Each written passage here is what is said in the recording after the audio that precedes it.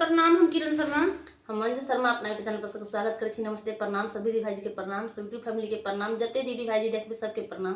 और हम दोनों देवरानी जेठानी जा रहल छी बहुत प्यारा से आज बेटी विवाह गीत गावे, बहुत दर्दनायक बेटी विवाह गीत छै। अहाँ सब जरूर सुनब, कमेंट करके जरूर बताएब गीत केहन लागल नहीं लागल। बहुत प्यारा से गीत, अहाँ सबके कमेंट के हम सब इंतजार करब।